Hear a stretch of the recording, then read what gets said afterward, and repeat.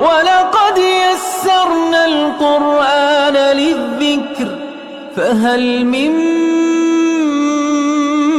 مُّدَّكِرٍ بسم اللہ الرحمن الرحیم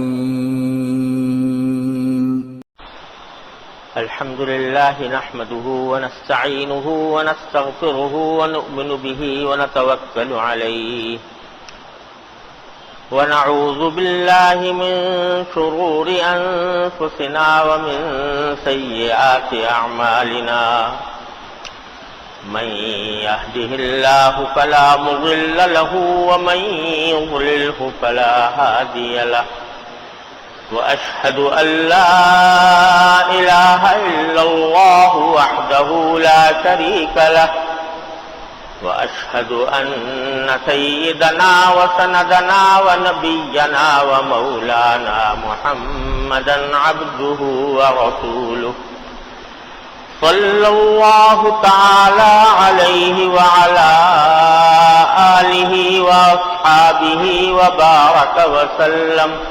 وبارك وسلم تسليما كثيرا أما بعد فأعوذ بالله من الشيطان الرجيم بسم الله الرحمن الرحيم الحمد لله رب العالمين الرحمن الرحيم مالك يوم الدين إياك نعبد وإياك نستعين اهدنا الصراط المستقيم صراط الذين أنعمت عليهم غير المغضوب عليهم ولا الضالين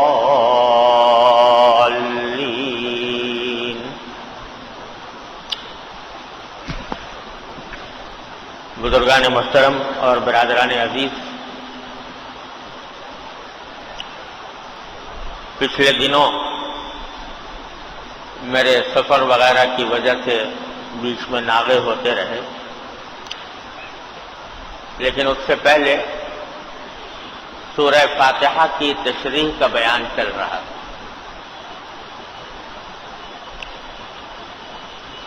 اور اس کی چوتھی آیت، سورہ فاتحہ کی چوتھی آیت کے اوپر چند بیانات ہوئے تھے،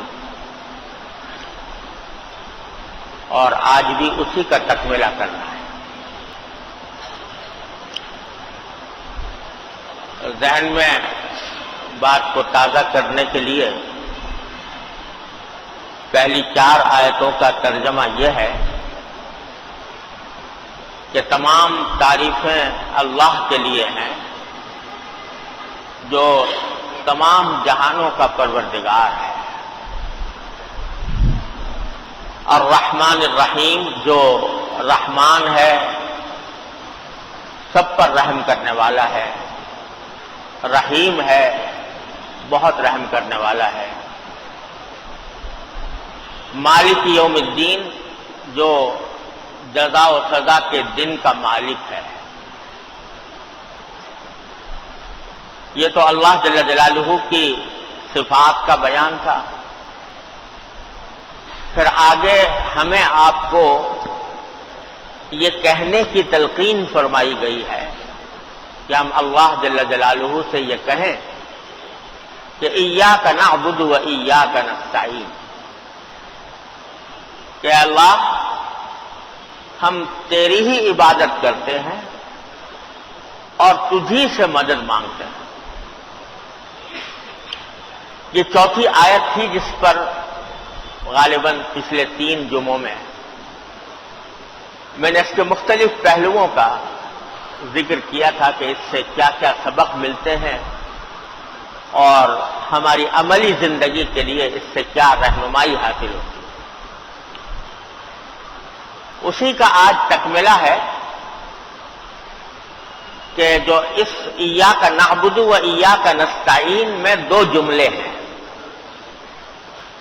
ایک جملہ یہ ہے کہ اے اللہ ہم صرف آپ کی عبادت کرتے ہیں، کسی اور کی نہیں۔ اور دوسرا جملہ یہ ہے کہ ایاک نستعین، ہم آپ ہی سے مدد مانگتے ہیں، کسی اور سے نہیں۔ تو جہاں تک پہلے جملے کا تعلق ہے ایاک نعبد، یہ عقیدہ توحید کا لازمی تقاضا ہے۔ جب آپ نے یہ کلمہ پڑھ لیا کہ اشہد اللہ الہ الا اللہ، اللہ کے سوا اس کائنات میں کوئی معبود نہیں، تو پھر عبادت بھی صرف اللہ ہی کی ہوگی، اللہ کے سوا کسی کی نہیں ہوگی۔ اسی لیے صرف اتنا ہی نہیں کہ عبادت اللہ کے سوا کسی اور کی جائز نہیں، شرک ہے، اسی طرح وہ سارے اعمال جو عبادت کا جس میں کوئی پہلو ہوتا ہے یا عبادت کا کوئی طریقہ ہوتا ہے یا عبادت کے مشابہ کوئی کام ہوتا ہے، وہ بھی اللہ کے سوا کسی اور کے لیے جائز نہیں۔ سجدہ کرنا مثلا یہ عبادت کا ایک طریقہ ہے، تو سجدہ کسی اور کے لیے جائز نہیں، اللہ کے سوا کسی اور کے آگے سجدہ جائز نہیں، خواہ وہ کتنا ہی بڑا بزرگ ہو، کتنا بڑا ولی ہو، کتنا بڑا پیغمبر ہو، اس کے آگے سجدہ نہیں ہو سکتا۔ سجدہ صرف اللہ کے لیے ہے، یہ پیشانی صرف اللہ کے آگے جھکے گی، اس کے علاوہ کہیں اور نہیں۔ ہاں ایک وقت میں ایسا تھا کہ سجدہ صرف عبادت کی علامت نہیں تھی، بعض اوقات تعظیم کے لیے بھی سجدہ کیا جاتا تھا، جیسا کہ آپ نے سنا ہوگا قرآن کریم میں ہے کہ جب اللہ تعالیٰ نے آدم علیہ السلام کو پیدا فرمایا تو سارے فرشتوں کو حکم دیا کہ ان کے آگے سجدہ کرو۔ تو یہ سجدہ جو تھا عبادت کا سجدہ نہیں تھا بلکہ تعظیم کا سجدہ تھا، جو بعض امتوں میں جائز رہا، لیکن امت محمدیہ صاحب الصلاۃ والسلام میں آپ نے واضح لفظوں میں فرما دیا کہ اب تعظیم کے لیے بھی کسی کے آگے سجدہ کرنا جائز نہیں، کوئی کتنا بڑا بزرگ ہو، ولی اللہ ہو، اللہ تعالیٰ کا مقرب بندہ ہو، اس کے آگے سجدہ جائز نہیں۔ لہذا یہ ہمارے علاقوں میں جو طریقہ چلا ہوا ہے بسا اوقات قبروں کے آگے سجدے کرنے، قبروں پر سجدے کرنے کا، یہ ایاک نعبد والی آیت کے بالکل منافی ہے، اس کے خلاف ہے، اللہ بچائے شرک کے قریب پہنچانے والی چیز ہے کہ کسی کو سجدہ کیا جائے۔ مگر آپ دیکھو جو ہمارے ہاں مزارات ہیں، اولیاء اللہ کے مزارات، وہاں پر لوگ جا کے سجدے کر رہے ہیں۔ ایک مرتبہ میں ایک ایسے مزار کے پاس تھا تو دیکھا سجدہ کر رہے ہیں، میرا مجھے دیکھ کر کپ کپی طاری ہو گئی کہ اللہ کے سوا ایک مسلمان کسی اور کے آگے سجدہ کرے۔ تو میں نے ان سے پوچھا کہ بھائی آپ یہ سجدہ کر رہے ہو، اللہ تعالیٰ کے سوا کسی اور کو سجدہ کرنا تو شرک ہے، اللہ بچائے۔ تو وہ کہنے لگے کہ ہم تو اللہ تک انہی کے ذریعے پہنچتے ہیں، اس واسطے ان کے آگے سجدہ کرتے ہیں تاکہ پھر اللہ تک پہنچے۔ یہ بیانی وہی بات ہے جو مشرکین مکہ کہا کرتے تھے۔ مکے کے مشرکین کا قرآن کریم نے ذکر فرمایا ہے کہ جب وہ بتوں کے آگے سجدہ کرتے تھے تو ان سے پوچھا جاتا تھا کہ تم یہ کیوں کرتے ہو؟ تو وہ کہتے انما نعبدہم لیقربونا الی اللہ زلفیٰ، ہم یہ ان کی عبادت اس لیے کرتے ہیں تاکہ یہ ہمیں اللہ کے قریب کر دیں، اللہ کے نزدیک کر دیں۔ وہی بات آج مسلمان بھی کہہ رہے ہیں۔ بالکل اللہ بچائے، اللہ تعالیٰ ہر مسلمان کو، یہ پیشانی اللہ نے صرف اپنے لیے بنائی ہے، یہ کسی اور کے آگے ٹک نہیں سکتی، یہ اللہ تبارک و تعالیٰ ہی کو کے آگے جھکے گی، کسی اور کے آگے نہیں جھکے گی۔ سجدہ تو ہے ہی. اسی طرح بعض اور عبادت کے طریقے ہیں. طواف ہے، یہ سوائے اللہ جل جلالہ کے گھر کے کسی اور چیز کا طواف جائز نہیں. یہاں تک کہ روضہ اقدس کا طواف بھی جائز نہیں. اللہ کے گھر کا طواف اللہ نے حکم دیا ہے، بس وہاں تک ہے، اس کے علاوہ کہیں نہیں. کسی مقبرے پر، کسی مزار پر، کسی بھی چیز کا طواف اللہ کی عبادت، اللہ کے سوا غیر اللہ کی عبادت میں داخل. پھر بعض چیزیں شریعت نے اس معاملے میں اتنا احتیاط سے کام لیا ہے کہ بعض چیزیں ایسی ہیں کہ جو عبادت براہ راست تو نہیں ہے لیکن عبادت کے مشابہ بن جاتی ہے، اس جیسی بن جاتی ہے، ان سے بھی منع کیا. مثلا کسی انسان کے آگے اتنا جھکنا کہ جو رکوع کے قریب پہنچ جائے، یہ منع ہے. بعض لوگ جو ہے کسی بزرگ کے ہاتھ چومنے کے لیے یا کسی کو کی تعظیم کرنے کے خاطر اتنا جھکتے ہیں، اتنا جھک جاتے ہیں کہ وہ رکوع کے قریب ہو جاتا ہے. یہ بھی جائز نہیں، اس لیے کہ یہ مشابہت پیدا ہو رہی ہے غیر اللہ کی عبادت کی. اتنا نہ جھکو کہ جو رکوع کے قریب پہنچ جائے.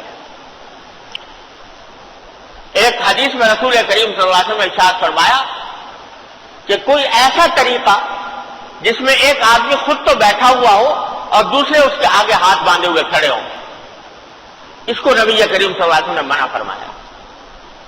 کہ یہ قیصر و کسریٰ کی بادشاہوں کی رسم تھی کہ جب وہ کرسی پر بیٹھتے تھے وہ خود تو بیٹھے ہوتے تھے اور لوگ جو ہے سامنے کھڑے ہوتے تھے. سب باندھے ہوئے کھڑے ہوئے ہیں، اور اگر ہاتھ باندھے ہوئے ہیں تو وہ عبادت کے اور زیادہ عبادت کے قریب پہنچ گئے. ان سب چیزوں سے منع فرمایا گیا ہے. اس میں بڑی احتیاط چاہیے. ٹھیک ہے، اللہ کے مقرب بندوں کی تعظیم بہت اچھی بات ہے.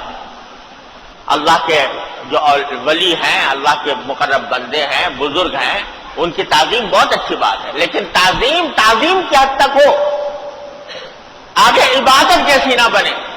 ایسا کوئی کام نہ کرے کہ جس سے عبادت کا شائبہ پیدا ہو جائے. اس کا لحاظ رکھنے کی ضرورت ہے. ایاک نعبد، اے اللہ ہم آپ ہی کی عبادت کرتے ہیں، آپ کے سوا کسی کے نہیں. اور یہی تو وہ سجدہ ہے کہ جب مسلمان کی پیشانی اللہ جل جلالہ کے آگے ٹکتی ہے تو پھر یہ دنیا کے کسی چیز کے آگے نہیں ٹک سکتی. اقبال کہتے ہیں کہ وہ سجدہ، وہ ایک سجدہ جسے تو گراں سمجھتا ہے. بہت مشکل لگتا ہے کہ نماز پڑھوں اور سجدہ کروں. وہ ایک سجدہ جسے تو گراں سمجھتا ہے، ہزار سجدوں سے دیتا ہے آدمی کو نجات. جب ایک سجدے کا عادی ہو گیا اللہ کے سامنے سجدہ کرنے کا، پھر آگے کہیں اس کو سجدہ کرنے کی ضرورت نہیں. اور جو اللہ کے آگے پیشانی نہ ٹیکے، اللہ کے آگے سجدہ نہ کرے، اسے پتہ نہیں کہاں کہاں سجدے کرنے پڑتے ہیں، کس کس کے آگے ہاتھ پھیلانا پڑتا ہے، کس کس کے آگے اپنے آپ کو ذلیل کرنا پڑتا ہے. یہ تو وہ سجدہ ہے جو سارے سجدوں سے نجات دے کر ایک ہی اللہ اپنے خالق اور مالک کی طرف انسان کو پہنچاتا ہے. اس کی قدر پہچاننے کی ضرورت ہے. دوسرا جملہ اس آیت کریمہ میں ہے وَإِيَّاكَ نَسْتَعِينُ، اے اللہ ہم آپ ہی سے مدد مانگتے ہیں. آپ ہی سے، یہ لفظ ہے، آپ ہی سے مدد مانگتے ہیں. کیا مانا؟ کہ آپ کے سوا کسی سے نہیں مانگتے مدد. یہاں سوال یہ پیدا ہوتا ہے کہ ہم تو دنیا کے اپنے کاموں میں پتہ نہیں کن کن لوگوں سے مدد مانگتے ہیں. بیمار ہو گئے تو ڈاکٹر سے مدد مانگتے ہیں کہ بھئی ہمارا علاج کر دو. بے روزگار ہیں تو کسی آدمی سے مدد مانگتے ہیں کہ مجھے روزگار دلا دو. کوئی اور مسئلہ پیش آ گیا ہے تو اس کے اندر انسانوں سے مدد مانگتے ہیں، بھئی مجھے فلاں چیز خریدنی ہے، میری مدد کر دو، مجھے راستہ بتا دو، کہاں جاؤں، وغیرہ وغیرہ.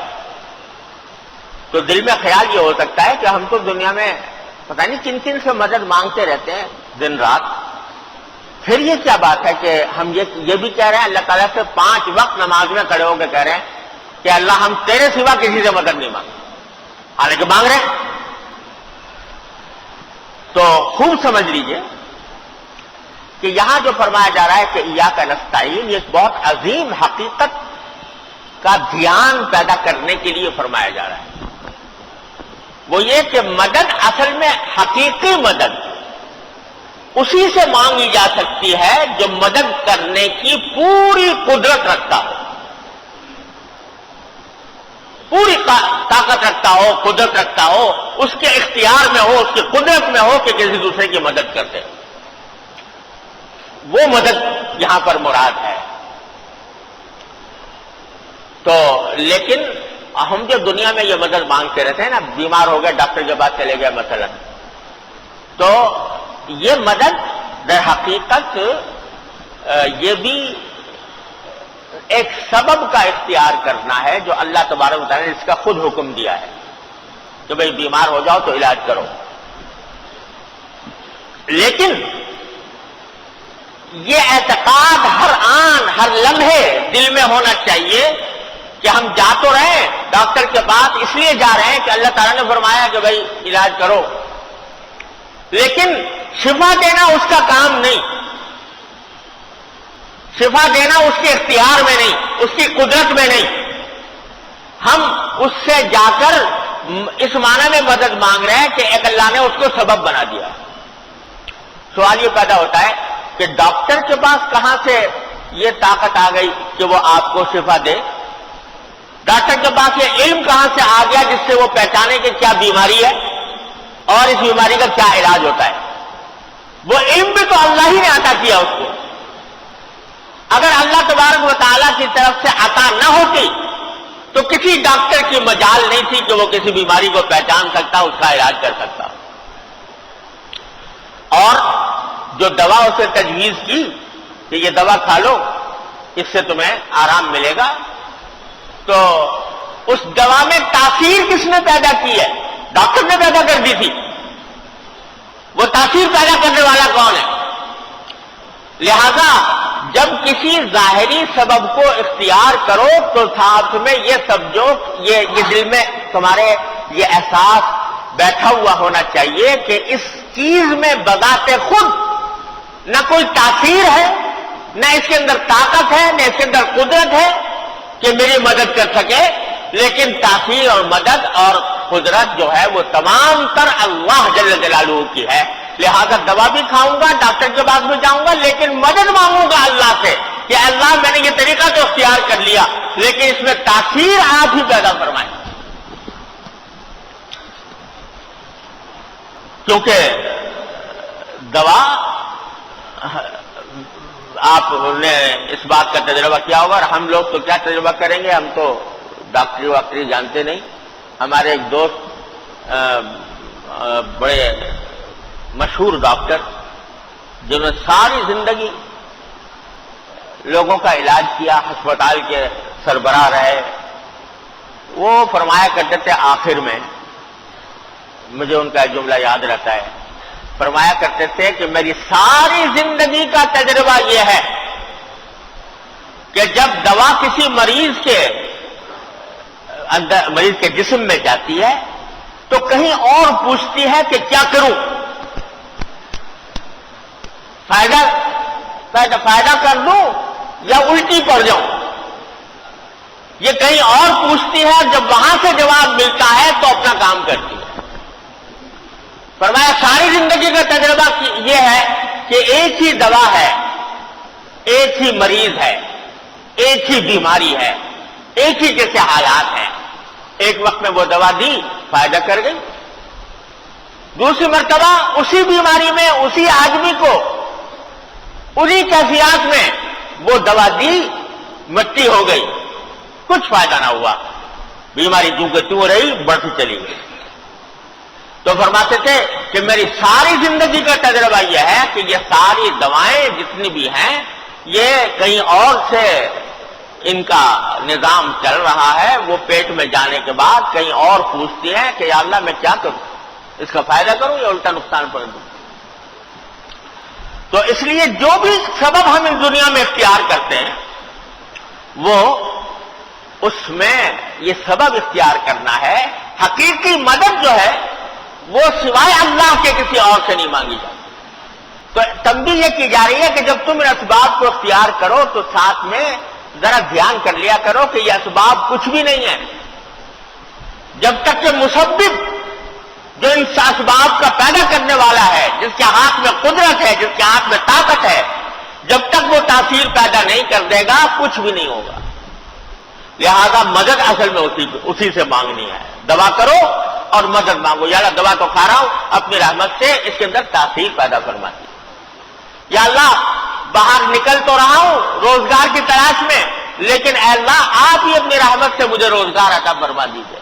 یا اللہ تجارت کے لیے دکان کھول کر تو بیٹھا ہوں، لیکن اس میں گاہک بھیجنا اور اس کے اندر نفع دینا یہ آپ کی قدرت میں ہے، اے اللہ آپ ہی عطا فرمائیے۔ لہذا یہ ساری مددیں جو ظاہر دنیا میں ہم مانگ رہے ہیں یہ محض اسباب ہیں، لیکن حقیقی مدد سوائے اللہ تبارک و تعالیٰ کے کسی اور سے نہیں مانگی جا سکتی۔ کبھی یہ اعتقاد نہ کرنا کہ اس دوا میں تاثیر ہے، اس سبب میں تاثیر ہے، تاثیر اللہ کی دی ہوئی ہے۔ جب تک کہ اللہ تبارک و تعالیٰ عطا نہیں فرمائیں گے اس وقت تک کبھی تاثیر پیدا نہیں ہوگی۔ یہ جاہلیت کے زمانے جاہلیت میں یہ عقیدے پھیلے ہوئے تھے کہ فلاں چیز جو ہے وہ اس میں بذات خود یہ تاثیر ہے کہ وہ یہ کام کر بیٹھے گی، فلاں ستارہ نکل آئے گا تو بارش ہوگی۔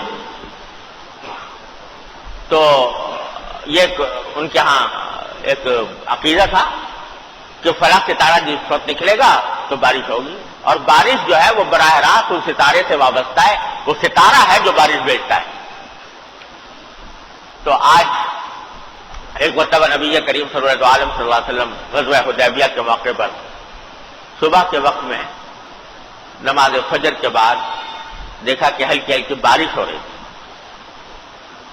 تو آپ نے نماز کے بعد صحابہ کرام سے خطاب کرتے ہوئے فرمایا کہ آج اس بارش میں ہمارے انسانوں کے دو فریق ہو گئے ہیں، یعنی ایک فریق وہ ہے جو یہ کہتا ہے کہ ہمیں بارش ستارے نے دی، اور ایک فریق وہ ہے جو یہ کہتا ہے کہ ہمیں تو بارش اللہ نے اپنی رحمت سے عطا فرمائی۔ تو بارش سے دونوں فائدہ اٹھا رہے ہیں، لیکن پہلے والا جو ہے وہ اس بارش کے نتیجے میں کفر میں جا رہا ہے، شرک میں جا رہا ہے، کہہ رہا ہے کہ ستارے نے مجھے بارش دی، اور دوسرا فریق جو ہے وہ اللہ تبارک و تعالیٰ کی قدرت پر، اس کی رحمت پر ایمان لا رہا ہے، لہذا اس بارش کے نتیجے میں اس کے نام اعمال میں اضافہ ہو رہا ہے۔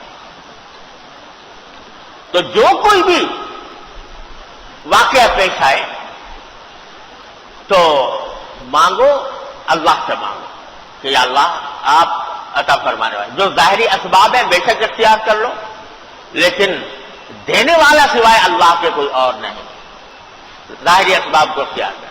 اسی میں یہ پہلو بھی آتا ہے کہ ظاہری اسباب جو ہیں وہ زندوں سے تو اختیار کیے جا سکتے ہیں، کہ آدمی بیمار ہے ڈاکٹر کے پاس چلا گیا، اس سے دوا لے لی، ایک سبب اختیار کر لیا، لیکن جو دنیا سے جا چکے، کوئی ڈاکٹر مر گیا فرض کرو، بڑا ماہر اور بڑا حاذق طبیب تھا، ہزاروں لوگوں نے اس سے فائدہ اٹھایا، ہزاروں لوگوں نے علاج کیا، اللہ نے فائدہ عطا فرمایا، جب دنیا سے چلا گیا تو اب آپ اس سے مدد مانگو، اس سے کہو بھائی ڈاکٹر صاحب، فلاں ڈاکٹر صاحب میری بیماری کے لیے کوئی دوا کر دیجیے، تو یہ ہو نہیں سکتا، اس واسطے کہ دنیا سے جا چکا، جب دنیا میں تھا تو اس کو سبب بنایا تھا اللہ تبارک و تعالیٰ نے، اور اس سے آپ مدد اس معنی میں مانگ سکتے تھے کہ بھئی ایک ظاہری سبب ہے اگرچہ تاثیر اللہ کی طرف سے، لیکن دنیا سے اٹھ جانے کے بعد، دنیا سے چلے جانے کے بعد پھر اس کا کوئی کردار دنیا میں باقی نہیں رہا، اس واسطے اسے نہیں مانگ سکتے۔ یہی حال اللہ تبارک و تعالیٰ کے نیک بندوں اولیاء اللہ اور بزرگوں کا ہے کہ جب تک وہ زندہ ہیں آپ ان سے جا کر دعا کروا سکتے ہو کہ بھئی ہمارے واسطے دعا کر لیجئے، اللہ تعالیٰ ہمیں فلاں بیماری سے نجات دے دے، اللہ ہمارے قرض سے نجات دے دے۔ آپ زندہ ہیں تو ان سے جا کر مانگ لو، یعنی مانگ سے مراد یہ کہ دعا کرنے کی درخواست کر دو ان سے، یہ ٹھیک ہے۔ لیکن جب دنیا سے جا چکے تو اب دنیا سے جانے کے بعد ان سے مانگنا کہ مجھے اولاد دے دے، میرے قرضے کا انتظام کر دے، میرا جو ہے وہ فلاں بیماری کو دور کر دے، یہ ظاہری سبب کے طور پر بھی اب ممکن نہیں رہا دنیا سے جانے کے بعد۔ لہذا جو لوگ جا کے قبروں پر مزاروں پر مانگتے ہیں کہ اے داتا مجھے اولاد دے دے، اے داتا مجھے روزگار دے دے، یہ سب اللہ بچائے یہ شرک کا شعبہ ہے اور ایاک نعبد و ایاک نستعین کے بالکل خلاف۔ تو جب تک زندہ ہے آپ دعا کروا لو، ان سے ہدایات حاصل کر لو، رہنمائی لے لو۔ دنیا سے جا چکے تو اب ان کو پکارنا کہ اے شیخ عبد القادر جیلانی مثلا رحمت اللہ علیہ مجھے شفا دے دو، مجھے اولاد دے دو، مجھے روزگار دے دو، اب نہیں ہو سکتا۔ جب تک وہ حیات تھے ان کی خدمت میں جا کر دعا کی درخواست کر سکتے تھے، وہ اللہ کے بڑے برگزیدہ ولی تھے، اللہ تعالیٰ نے ان کو مستجاب الدعوات بنایا تھا، وہ ان سے دعا مانگنے کی درخواست کر سکتے تھے۔ لیکن جب دنیا سے چلے گئے تو اب جو ہے وہ ظاہری سبب کے طور پر بھی ان سے مانگنا یہ توحید کے عقیدے کے خلاف ہے۔ اب مانگنا ہے تو اللہ سے مانگو، یا اللہ اپنی رحمت سے مجھے عطا فرما دی۔ ارے بھائی جب اللہ تعالیٰ نے دروازہ کھولا ہوا ہے رحمت کا دروازہ اور کہہ رکھا ہے کہ میرے بندے اگر مجھ سے بارے میں پوچھے تو بتا دو کہ میں ان کے بہت قریب ہوں، اجیب دعوت الداعی اذا دعان، جب پکارنے والا مجھے پکارتا ہے میں اس کی دعا سنتا ہوں، قبول کرتا ہوں۔ جب اتنا اعلان کر رکھا ہے اللہ تبارک و تعالیٰ نے تو کہیں اور مانگنے کی کیا آخر ضرورت ہے؟ کیا ضرورت ہے کہ دوسرے کے پاس جائے اور مانگے؟ اللہ ہی سے مانگو، اللہ ہی سے سوال کرو، اسی سے دعا کرو، اس کے سوا کوئی نہیں ہے جو دے سکے۔ ادعونی استجب لکم، یہ معنی ہے ایاک نعبد و ایاک نستعین، اے اللہ ہم آپ کی عبادت کرتے ہیں، آپ ہی سے مدد مانگتے ہیں۔ اللہ تبارک و تعالیٰ اپنے فضل و کرم سے اپنی رحمت سے ہمیں اس ایاک نعبد و ایاک نستعین کے تقاضوں پر عمل کرنے کی توفیق عطا فرمائے۔ وآخر دعوانا الحمدللہ۔ اللهم صل على محمد